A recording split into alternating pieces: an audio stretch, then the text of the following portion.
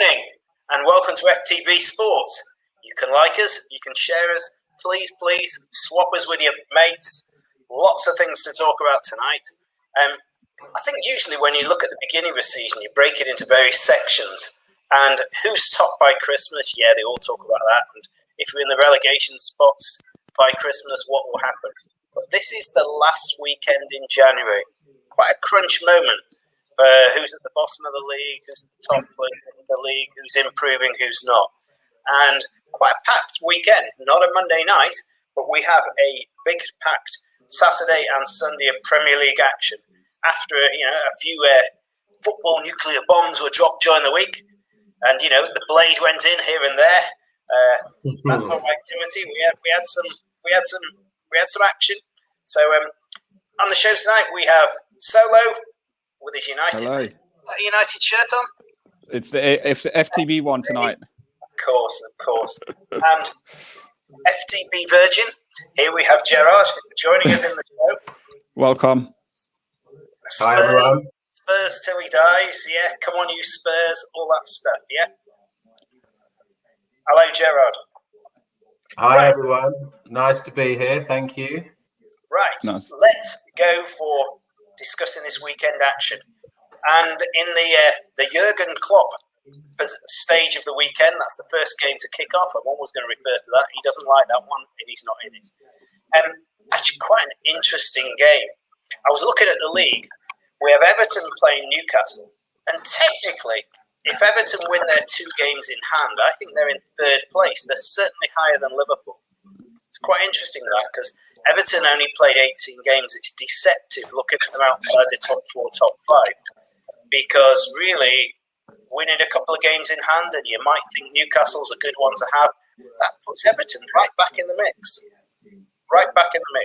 So, I'll tell you what, Gerard, you can break the ice. What do you think? Everton, Newcastle, how's it going to go? Well, I think the games in hand thing is a very, very good point, Ian. And some of us were thinking that ourselves last night. And I think with our man Calvert-Lewin, anything can happen. And I've just got a sneaky feeling this could be Newcastle's weekend to bounce back a little bit. I think if you look at the game the other night, the second half, they played a lot better. And, it's going to be an interesting one. But if there's a man under pressure, it's Mr. Bruce. And as I listened to or read a thing today about the guys at Everton are still hanging on in there, where everybody else has been up and down, they're still there. And I think I can see Calvert-Lewin and a 1-0. But I think it wouldn't surprise myself if I was wrong with that. And how many assistant managers have they got at Newcastle now? They just recruited their 3rd assistant manager or something? Well, he's bringing in coaches, isn't he? He's bringing in coaches from around he's gone out on his phone. He's gone out today and said he needs to borrow any spare players going or any coaches to put anybody around him. So he's the most connected man in football, and he's waiting for his phone to ring over the weekend to see who he can get by Monday. I think he's done a profit-benefit analysis chart by CFO, his finance director, who's worked out it's cheaper to bring in a 3rd coach than it is to sack Steve Bruce and pay the compensation. Yeah, probably. Yeah. Mike actually works that way. But so predictions, Gerard? I've gone 1-0 to Everton, Calvert-Lewin. Okay, thank you. Solo, take us away. What's your thought? Well, to be honest with you, Newcastle, they're in a dire state at the moment, to be fair. I honestly cannot see them getting out of this trouble anytime soon. They're going to be in a relegation fight. I do believe now, looking at the league and the way they are, I can't see where their win's going to come from. So I'm going to put them down as getting relegated this season. But as a score preview, I'm going to sit there and say 2-0 Everton. I'm with you all the way. I think Newcastle are... I think that it's a good, if you're a Newcastle fan, it's a good job Sheffield United are so low. It's a good job that the squad's on very deep at Brighton and Fulham. And it's a good job that Allardyce is at West Brom, because they may be the salvation for Newcastle staying up. But yeah, you're right. 2-0 looks like, 1-0. I think it might be heavier. I think it might be heavier for Newcastle. There you go. Okay, second game up. my team on the side, Crystal Palace, passionate Man City fan, but since I've lived in London for about 15 years, I've sneaked away to watch Palace with a season ticket. Love it. Love being there at the Homesdale end. It's like being Man City in the Kippax in the 1980s. Gave the game away there. Palace playing Wolves. Neither team particularly on form. Both teams have had a sticky last couple of months. Solo, back to you. Palace Wolves. I don't know what to make of Palace this season, to be honest with you. They started off really well and brightly, but I honestly don't know. Obviously, I know Zaha is their talisman. He's been out for a while injured, and even since he's come back, he's scored goals. But at the same time, Palace don't look the same team. I think it might be time for Roy Hodgson. I think his contract ended at the end of the season for him to look at something else, because what I can see, the ideas have gone. Now, looking at Wolves, I thought Wolves would be up there around sort of like 5th, 6th place, challenging sort of that Europa space. They got rid of Giotto, and obviously their centre back as well got a weird sort of fracture, I believe, as well. So they conceded goals at Wolves, but at the same time, Palace are scoring but conceding goals. So for me, I'm going to sit there and I'm going to go 1-1. 1-1. That's a reasonable shout. Gerard? I've got, great minds and all that. You have been a guest at Palace last season. You were a guest and you enjoyed it. As the song goes, we love it, we love it, we love it. We support the Palace, and Ian's right. A couple of great days out at Palace. I really like Eze. I think when he's going, the goal he scored a couple of weeks ago was Henry-esque, and I think he's a little bit. He turns up in the QPR box during lockdown. He shouldn't have done it, but the few questions to be asked there. Zaha, as Solo said, is the man, and but I've been keeping an eye on the next superstar out of Wolves, and I think Neto, following Jota. I don't know if the speed and the way this guy runs at 20 years of age, and he's their star. Something's not right there. So much so, the manager gave £250,000 to the local charities. It just shows he did that today. I don't know if you saw that he did that. But, incredible gesture. But I've got 1-1 down as well as a prediction. Yeah. I think Neto will be the next one to go from Wolves to a big club, and maybe he travels down the M1 and heads towards North London, but who knows? Palace, I'm not sure where Roy would go after Palace, but my heart wants Palace to win, but I think it's got 1-1 all over it. I feel for Roy. This has to be his last hurrah, and there has to be a knighthood around the corner. He's managed internationally across Europe. He has to be recognised. I always think there should be Sir Roy Hodgson when he leaves as Premier League manager. I think the challenge of Palace is they've got a delightful forward line. Andros Townsend, I love. Eze and Zaha are fantastic, and Ayew hopefully recover from COVID is a good player. In terms of Benteke, get him out of here. In terms of Batman, get him back to Chelsea. And they've signed a new striker as well. So that forward line is exciting. The challenge that Palace have is they never have fit centre-backs. The centre-backs, Saka or Cahill or Dan or Kelly, they're always injured. They never have the same combination any game running, and that doesn't give them confidence. They also don't have a proper ball-playing midfielder to control the game since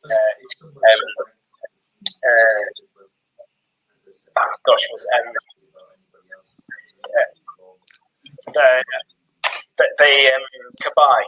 Since Cabaye left, they haven't had that match-winning player in midfield, and they've got two poor fullbacks in Ward, and Mitchell's just younger and inexperienced. So that's Palace's challenge. Probably the best shot-stopping goalkeeper in the Premier League, Boateng, but he doesn't like coming out for crosses. He doesn't move the ball at speed, frustrates me. So with a great forward line, they don't see enough action. I think I'm with you. I think it's got a draw written all over this. 1-1's a fair shout. So, City, Sheffield United. The Blades are not going to strike twice. It's not going to happen twice in a week. I'd like to think that United have taken the sting out of the tail here. Surely. Never in the history of football could one team do as much damage in Manchester in a week? So I'm going. If you don't mind, fellas, I'm going to predict this one. I think City will have too much for Sheffield United tomorrow. I think they'll run a few rings around them. They'll have had, Sheffield United have had a few beers after they win it. And, I think it will also. I was thinking about it before the game. Actually, it's a very good warning sign to City and Pep, them beating United, to actually elbow them in the ribs and say, "Don't take them for granted. Be on your game. Be top of your game. Otherwise, you could lose." So I think City will do that 2-0. So come off me. You're going to think throwing it over to Solo on this one. Will a miracle strike twice? Well, I have to say, I think I agree. And for a team to play as much as it pains me to say it, as well as they are without a centre forward, I agree that Sheffield United won't be able to do it again. And I think it might be a case of how many. I've gone for 3. And, Sterling been on the bench a little bit, not scoring as many. Scored, I think, the other night. I think it could be his day. The German Pele and Gundogan, where he's getting these goals from the edge of the box, just incredible. And Mahrez, who suddenly seems to be back on form when he plays. So I'm hoping it's quite chilly again, so we can have a laugh at Pep's hat and scarf. I liked his little Smurf look the other night. But it's a worrying string of form they're on. So I've gone for 3-0. Well, guess what, Gerard? 3-0 as well. I've gone for. But again, for me, with City, game in hand, they got top of the league. My only concern with City is going to be Kevin De Bruyne. And obviously, we just spoke about Raheem Sterling. He doesn't look the player he was last season. There's something going on there with him. Can't really and truly see what Sheffield United is going to bring to it. I just think, to be honest with you, United was lapse of concentration, didn't take it out seriously, went there thinking they were going to win the game without putting any effort into it and got punished. I don't think Man City is going to go and do that to them. They're going to respect them. And it's going to be a respectable 3-0 win for City. Let's hope so. Let's hope not so. Hey, Gerard, I kept asking a few of the other guys, maybe you're a man of a certain age. Did you ever watch that movie When Saturday Comes with Sean Bean when he's playing for Sheffield United? I did, yeah. And he scored the winner against United, didn't he? He did. Yeah, so I don't know if it's on Netflix. We'll have to have a look and see. But there's definitely that movie. I've seen it. Yeah, there you go. You thought I was inventing it, didn't you? And the other one, Solo, you've got to watch. One of my favourite ever films is There's Only One Jimmy Grimble. Yeah, I know, you said it, yeah. You've got to. Yeah. Right. A team I used to love when I was at college. I used to go and watch West Brom when I was at uni because Peter Barnes had just left Man City, and Peter Barnes was the only decent player Man City had, and he went to West Brom. And so we used to go and watch West Brom. Was at uni, watched the Baggies with Brendan Batson and Laurie Cunningham and Statham, and it was a golden age. And I've always had a soft spot for West Brom, but I can't have a soft spot for any team with Allardyce in it, running it, and I can't have a soft spot for owners of a club who fired Slaven Bilic after getting them promoted, fighting for survival. What a bunch of scumbags. So I have to say, if I've got a down on a team, it's West Brom. And actually, I've always had a very positive on Fulham because I think Scott Parker is a bright, young English manager who wants to play football regardless. He don't do that Mourinho park the bus stuff, and he certainly doesn't do the Allardyce park the bus stuff. If they're going down like Norwich, Parker wants them to play football. If they do, maybe they'll do like Norwich and come back the next season. So it's the antithesis, really. It's the manager whose football I like least with a young manager who I think is trying to play football. Can beauty beat the beast? West Brom against Fulham. Gerard, what do you reckon? Well, I think Mr. Allardyce's bubble might well have burst with this venture. I think whatever is his £7 million bonus for keeping them up or whatever he's going to get, I think that might be it. I think what might save him is Newcastle's decline.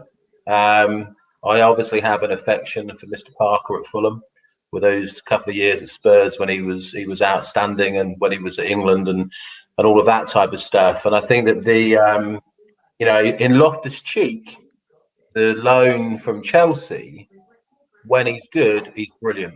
And if he can turn it on, and and if the best you can do is go out and get Snodgrass from West Ham and take him as your saviour, good luck to you. And I think Fulham might just pick this one. He only took Snodgrass because Højbjerg wasn't available. Well, because he then couldn't play the next game when we play them. Yeah, the deal. So I've actually gone for a draw, but I would love nothing more to see Fulham get a win. But I've actually gone for 1-1. Gotta hope football prevails there. Solo, will football prevail, or will the beast strike? Well, for me, my prediction is the beast's going to strike. Yeah. I believe, honestly, this is a game that I can see Big Sam getting. I can just see him nicking this a 1-0. I know we talk about Snodgrass, but at the same time, he's come in and he's almost improved them dramatically. You got to think they went to, I think, was it, who did they play? Burnley. Was it? No, Wolves, sorry. And we did a prediction on here, and none of us see that score coming. And they went there and won 3-2. Mm-hmm. So I'm going to sit there. Yeah, I'm going to go with 1-0, and I'm going to also say to you, it's going to be a penalty. Yeah. Oh. I feel you're right, and I will shed a tear for football, but I hope Scotty Parker can football his way out, and beat the beast. Now, cracking game, 5:30. And I never thought I'd put these words together in one sentence, but an inform Arsenal playing a smarted, hurt, a wounded animal of Manchester United.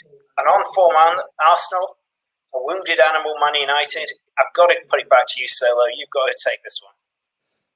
Okay. So for me, again, looking at the stats earlier, because we're doing a show at 8:05 as well after this one. Looking at the stats, United haven't had great result at Arsenal at the Emirates Stadium. In our last 3 Premier League games, we've won 1 and lost 2, and we won 3-1 and we lost 2-0, 2-0, and plus we lost the first of this. Is it November as well? 1-0. So for me, it's going to be a tough one. I'm hoping United are wounded enough to go out there and actually create sort of something where we could go there and beat Arsenal, probably get a 2-1 win or something like that. Because at the moment, I just look at the team and what Ole done on Wednesday night, I thought he disrespected Sheffield United by putting out sort of a weakened team. I think this game, we cannot drop sort of, I don't know what he done by not playing Cavani and then, played Martial on the left and Rashford up top, when we know what Rashford basically isn't a striker. And you then take the person who's been playing a striker all season to then play on the left-hand side. Yeah, and then Mata to imbalance the team as well, because we should have played Mata on that right-hand side. So for me, I'm going to say a 2-1 United. With Static Matic and Mardy Martial. I think those two, Static Matic and Mardy Martial. When I was watching the game, I have to say, Matic played well for 3 months to get a new contract, and then it's like, hello, I've disappeared, I've done an Aubameyang. And Martial, he just doesn't fancy it sometimes. He just doesn't put it in. And he looks permanently like he's in a bad mood. He's always... Yeah, that's why I called him Mardy Martial. Yeah. Those two are just...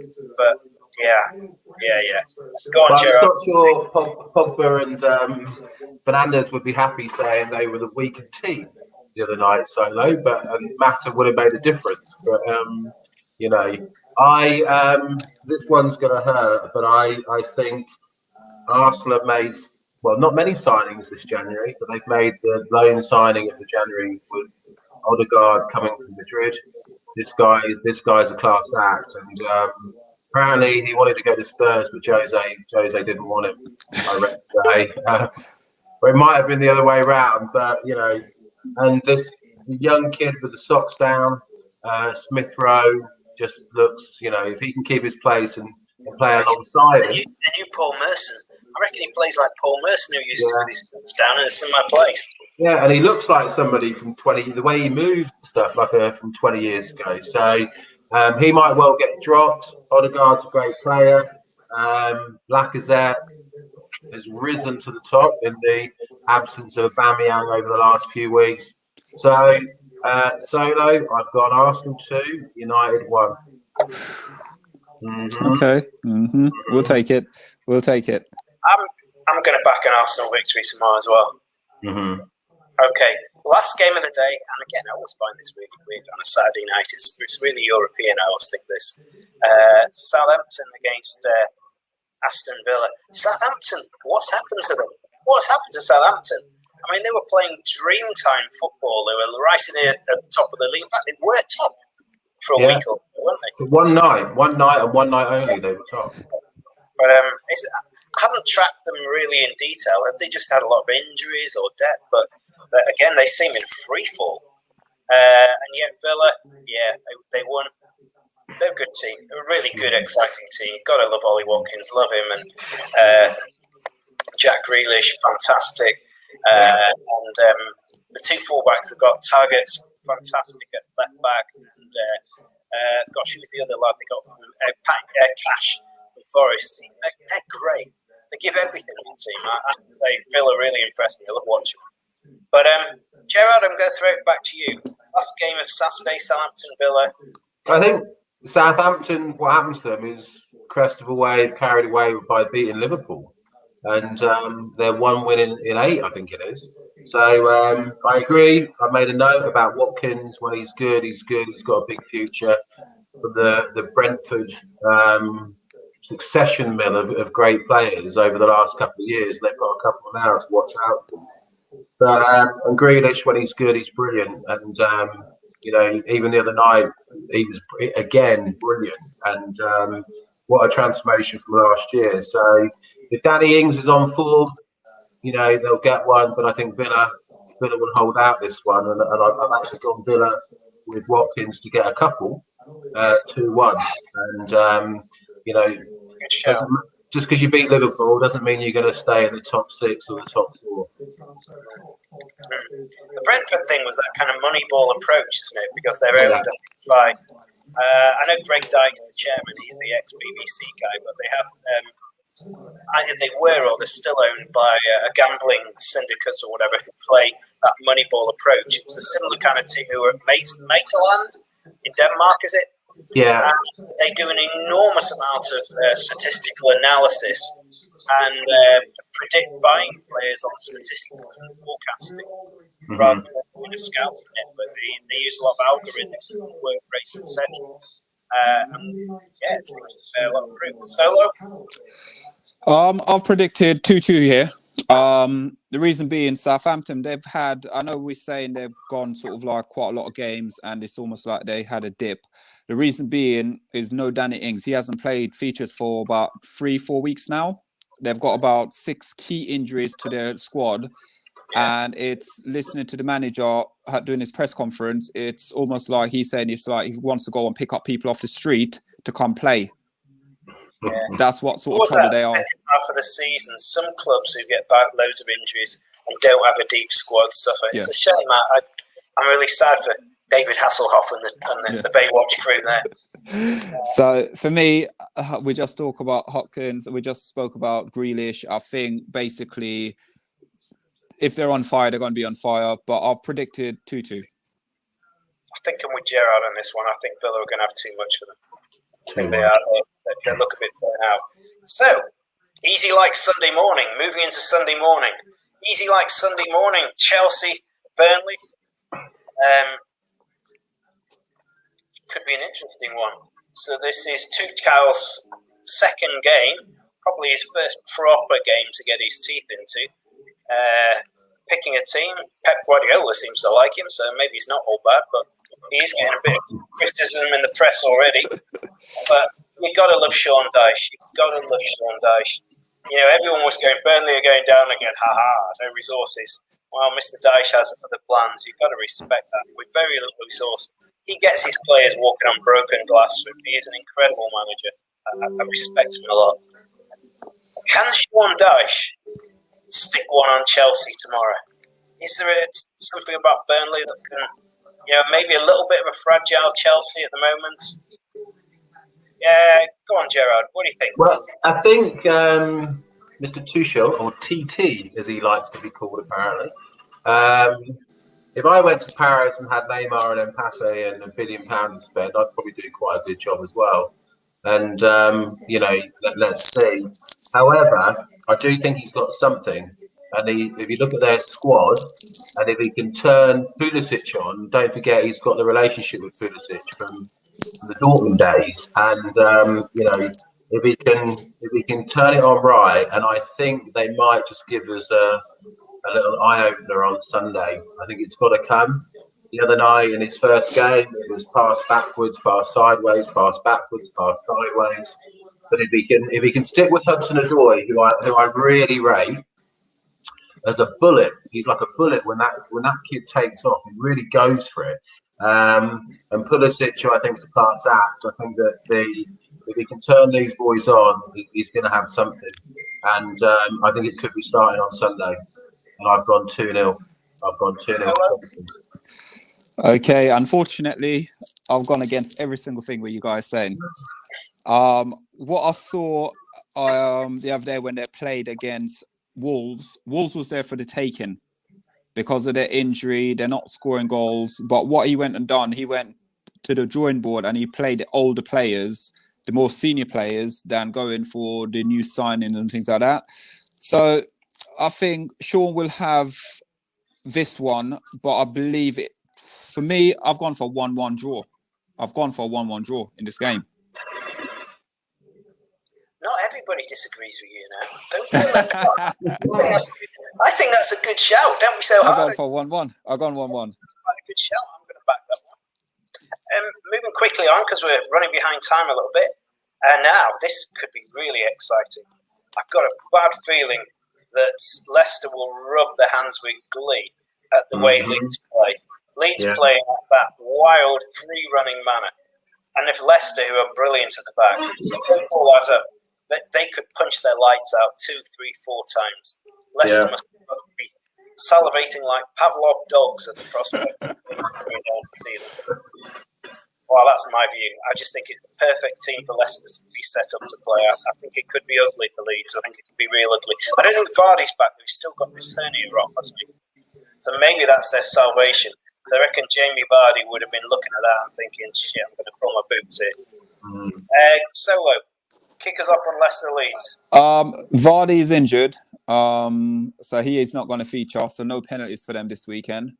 But looking at the game, I've changed my score 4 times since I've been sitting here. Because I don't know what it is. I love Bielsa. I love the attitude. I love he likes to play football.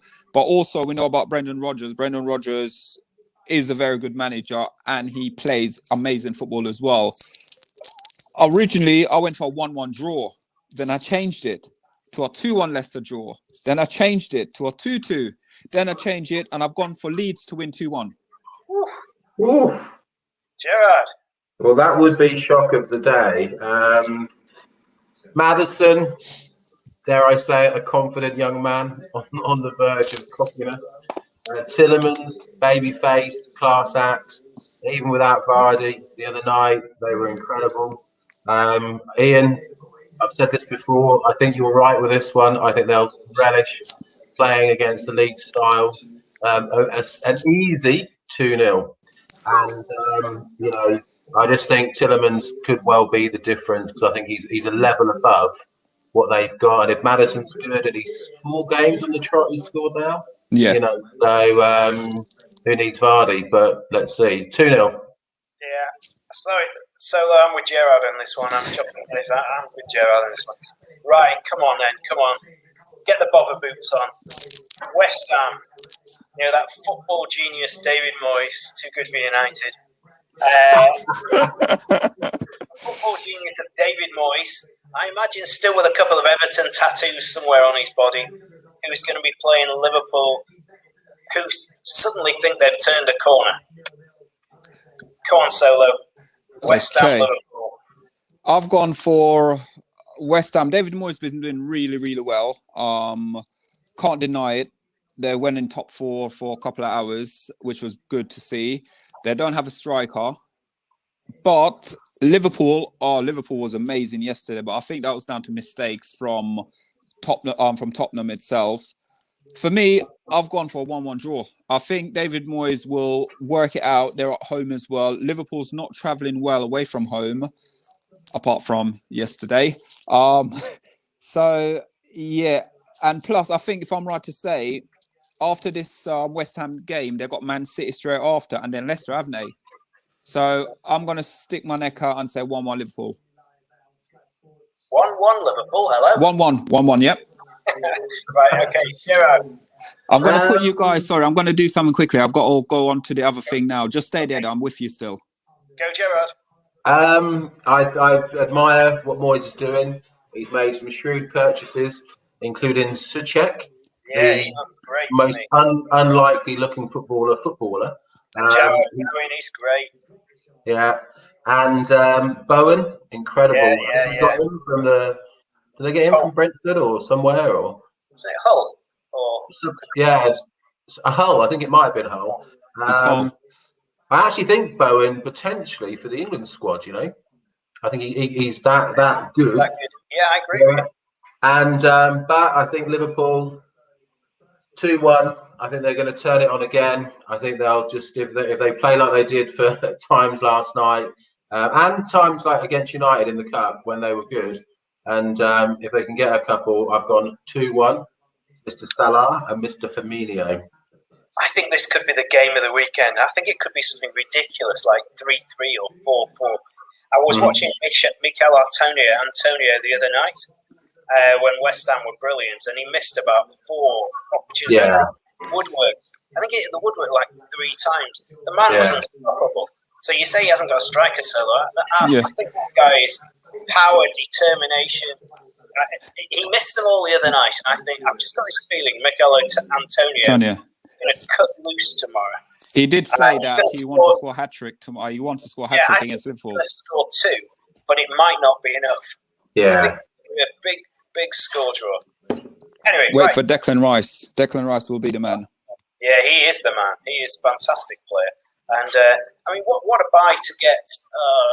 Who's the guy they got from Watford on loan? Who used to play for Dawson. Dawson. What genius to pick him out of the Championship into that team and to look all at home. He reminds me a little bit of the way Evans at Leicester went for hardly money into Leicester and really looks at home. I look at players like that and think, come on, Crystal Palace, open your eyes. You should be picking a centre back like that out. Yeah, and of course they could well have from United playing. Lingard. Yep, Lingard. Jesse's gone, hasn't he? Yep, Jesse's there. Yep. Could you imagine if Lingard scores the winner against Messi Liverpool? Lingard, what a cult hero. That could be interesting. Watch this space for that one. Right, okay. We're leaving the... Brighton play lovely football to be fair. Brighton against Spurs, last game of the day. Graham Potter, great footballer. A bit like Fulham, a bit like Southampton. No depth at all to the squad, so, they trip along. Aurelius stormed out at half-time, threw all his toys out, went out against Spurs. All wasn't well. Can they recover, Gerard? Can they? They will recover against that pretty... They will recover that pretty team from Brighton who play beautiful, tippy-tappy football but struggle to score any goals. Their best player, I think, Tariq Lamptey, still injured. Great player. Buy of the century, 3 million from Chelsea. They've just signed him on. He's a £50 million player waiting to happen. Still injured. Ben White, I think, Yeah, I like future him. England Really centre back. Brilliant at Leeds, yeah. He's playing in midfield. I know. He's playing midfield. He's a class act. And however, the weekend, Sunday night, will end on a high. Sonny will be back on form because now he will know that Harry's not there rather than getting worried about Harry not being there for half the game. But this is the Sunday night for Gareth Bale to show what we've all been waiting for. Spurs 3. Where's my golf swing? Spurs 3. Brighton with a consolation 1. So, take us away for the last comment now. For me, I've gone for a 2-1 Spurs win. I think Son will score tomorrow. My only problem is, I don't know. I think Spurs were too hard for Brighton, but at the same time, I just think Brighton, I've got a sneaky feeling they'll get something from the game. I don't know why it is. And like you said, Gareth Bale should be playing tomorrow.